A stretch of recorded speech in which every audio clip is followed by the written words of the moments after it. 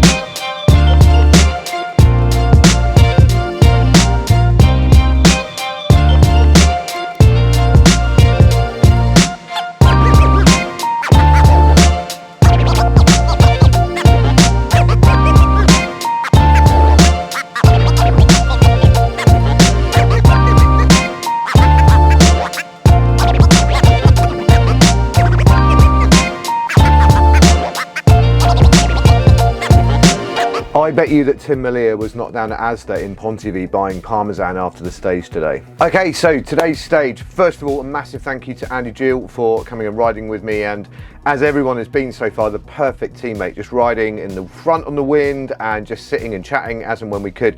We actually had a really nice tailwind on the way out, heading sort of south, and then a bit trickier heading into Glastonbury, and just sat there tapping out the watts, and I could sit on his wheel, and it was just a fantastic ride. Time passes so quickly and easily when you're chatting away to somebody as easily as with Andy. So once again, thank you so much, Andy. And to all my teammates that I've had so far. I'm not sure if I kind of thank them all individually. Let me go through them very quickly. Chris Newman, absolutely fantastic. Jonathan Bale, awesome. Rod White, my father-in-law, genius. And also today with Andy Gill. So thank you all so far. There'll be more teammates to come. Talking of kind of things to come, so much planning has gone into this. I honestly, anyone that actually knows me will know that my sort of level of detail maybe doesn't carry across to everything in life, but I am pretty meticulous with planning stuff, and so many hours have gone into this. But there is a point where you kind of go, I have done as much as I can. Those of you that know kind of military terminology, it's kind of crept into pretty common culture these days. The 7 Ps, proper preparation and practice prevents piss poor performance, is a well-known kind of saying these days. But then the next bit really is, once you've done that, once you've done everything you possibly can, you've planned and thought about every mitigation you can for any problem, then anything that does go wrong, if you couldn't do anything about it, you've just got to let it go. If you can get around it, great. If you can avoid it, fantastic. If you can overcome it, that's what you need to be able to do. And there are some things that are kind of cropping up now that are coming in. Obviously, you can't mitigate against the weather. You just have to make sure that you kind of get it in advance. So you get the weather forecast in advance and you kind of know what to expect, but you've also got the equipment there to help you out in terms of clothing and everything else. But one of the things that I knew would crop up would be the fact that some people had issues with dates and stuff for the rides that they said they'd do. And today I had a couple of people kind of have some problems with some of the things that they've done. COVID has been a problem for one person. Crashes and collarbones has been COVID crashes and collarbones has basically kind of meant that I've had a problem with a couple of teammates. But it's not an issue when you've got people to stand by and ready to step in and help you out. And for that, I thank all of the people that are kind of coming and riding those stages, particularly the people that haven't been able to come and do stages. We will go and ride together, I promise you. Once you're all fixed and once everything's sorted out, we will go out and ride. But to those people that have stepped in, thank you so much. There's only so much you can do in preparation for these things, and then you can't sweat the small stuff. That's the bottom line with it. Essentially, if you could have done something about it and you didn't, that's a problem. But in my case, you kind of look at it and just go, it is what it is. And none of these things have been major problems, major dramas.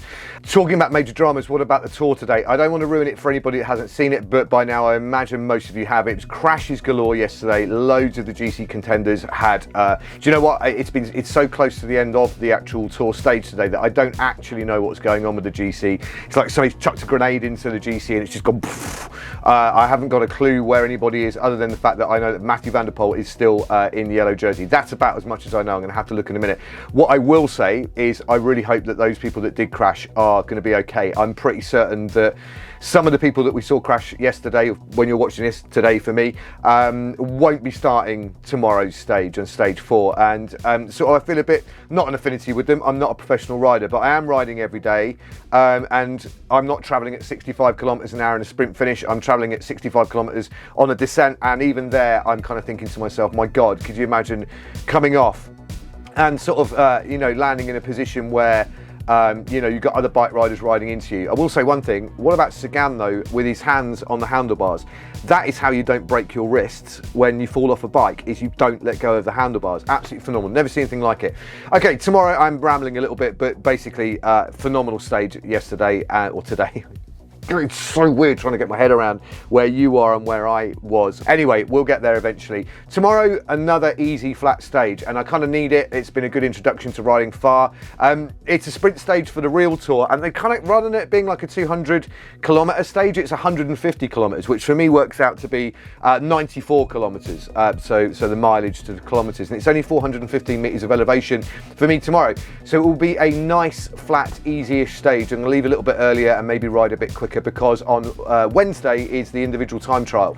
So I will get pretty much the entire day to rest and recover, let my legs kind of get used to what they're doing. I think that's the thing I learned most from Mark Beaumont, is don't expect your body to be used to doing what it's doing right at the start. You've got to ease yourself into it. So I think the stage 2 ride is the one that really kind of gave my body a bit of a battering, let it recover, and then go into the end part of this first block up to the first rest day, because I've got a big 100-mile ride coming up within that, and then there's still a day to ride after that. Anyway, that's stage 3. I will see you guys on tomorrow's video, and I hope you're all doing well and enjoying the tour as much as I am. See you tomorrow.